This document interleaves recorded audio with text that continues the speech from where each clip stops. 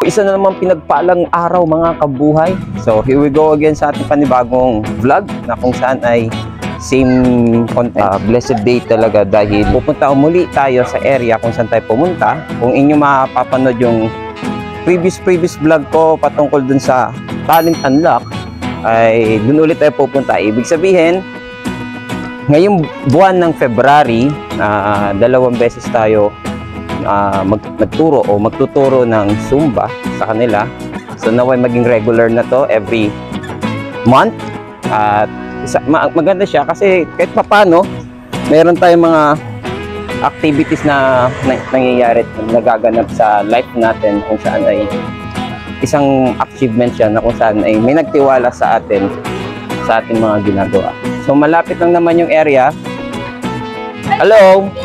So malapit lang naman yung area, hindi na tayo. At nawa, makaano tayo, mahirap makakuha ng video, di tayo makakuha ng video dahil yung ginagamit natin yung phone natin for music, so hindi tayo makapag-video recording.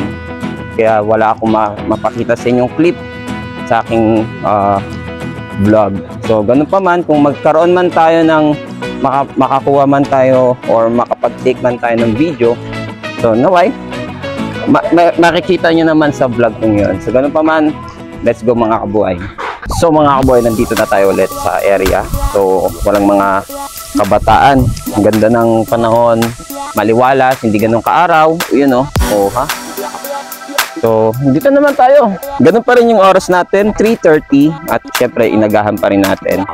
At para makapag-relax tayo doon sa area nila.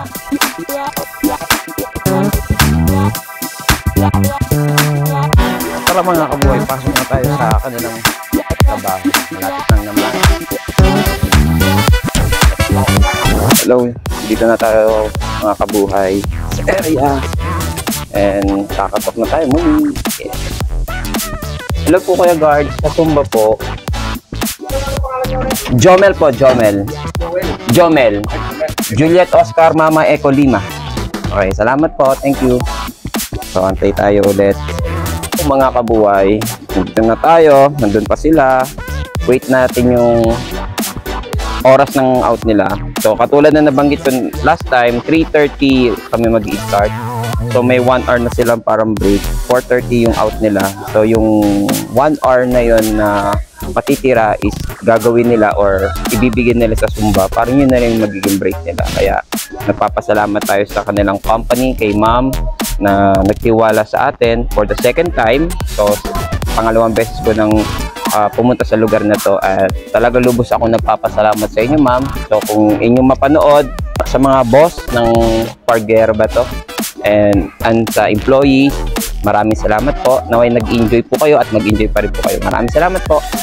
So ayun mga kabuhay, dito na yung last time doon kami banda, so dito yata kami pwesto. So napakaluwag, walang sagabal, kaya makakasayaw-sayaw, makaka-move sila ng mas mabuti kasi nung nakaraan ay may mga harang.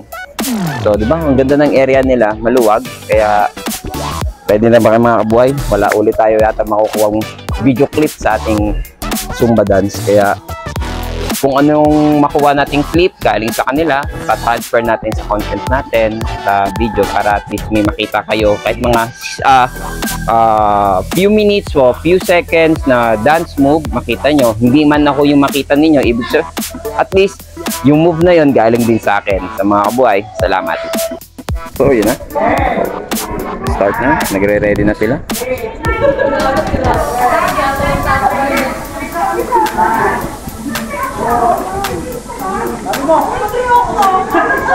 So mga kabuhay, wala tayo muli na kuwang video clip, kaya mga pictures na lang or group picture ang inyong makikita. So mga kabuhay, done na po kami. Thank you po, salamat. Thank you po sa inyo. Thank you po. So win na po kami, tapos na po kami. So 4:30 na po mga kabuhay, and then yan na sila. Kuya Guard, salamat po. God bless po. Salamat po muli sa pag-imbita. So yung mga kabuhay, uwi na kami. And I believe napagod ang lahat, even me.